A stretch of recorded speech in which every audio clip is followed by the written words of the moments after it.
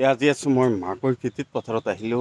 অহাৰ পিছতে মই দেখিলোঁ মাকৈ কেনেকুৱাও হৈছে আৰু চাই পেলাই খুবেই আপ্লুত হ'লোঁ। আপোনালোকে চাওক, ঘৰৰ কাষতে এইখিনি মাকৈ। ইমান ধুনীয়া আৰু ইমান ধুনীয়া পৰিৱেশ আৰু ইমান ভাল লাগিছে। আপোনালোকৰ লগত এই ভিডিঅ'টোৰ জৰিয়তে মই আমাৰ খেতিখিনি শ্বেয়াৰ কৰিবলৈ চেষ্টা কৰিলোঁ। খুবেই ধুনীয়া আৰু সাংঘাতিকভাৱে এই চেহেৰা হৈছে আৰু এই অসমৰ ভিতৰত সকলোতকৈ লাভদায়ক খেতি বুলি এতিয়া ক'ব পাৰোঁ। বেছি সংখ্যক খেতিয়কে কিন্তু বৰ্তমান এই মাকৈ খেতি কৰে। মই আপোনালোকক খেতিখিনি ওপৰৰ ছাইডৰ পৰা মই দেখুৱাবৰ কাৰণে চেষ্টা কৰিছোঁ। চাওক কিমান ধুনীয়া আৰু মানে ইমান ভাল লগা পৰিৱেশ, সেউজীয়া পৰিৱেশ।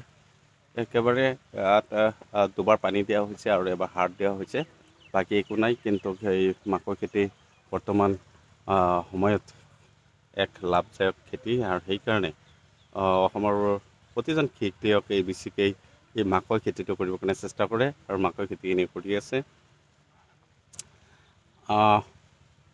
ই হয়ো বেছি আৰু বছৰেকত দুবাৰ ধুনীয়াকৈ কৰিব পাৰি। আৰু কিছুদিন পিছতে সেই মাকৈখিনি পুৰঠ হ'ব। মই দেখিছোঁ আমাৰ লগতে আৰু বহুত কেইজন ব্যক্তি ইয়াত কৰিছে। আমাতকৈ আগত কৰিছে।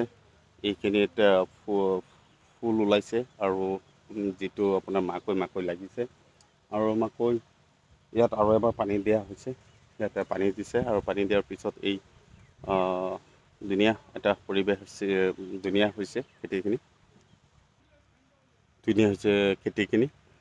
খুব এটা ধুনীয়া পৰিৱেশত ধুনীয়া খেতি।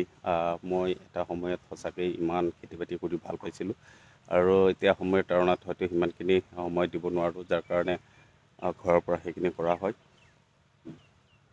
ভাবিলোঁ যে ৰমজান মাহ পৰিছে, অলপ খেতিহে অলপ চাওঁ। সেই ধুনীয়া পৰিৱেশ আমি আপোনালোকক দেখুৱালোঁ।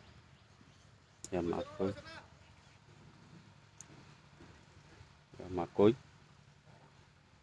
ইয়াত চাওক আপোনালোকে, ইমান ধুনীয়া।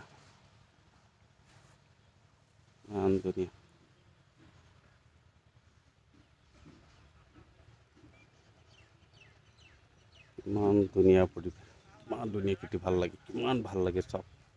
মই দেখুৱাইছোঁ আপোনালোকক।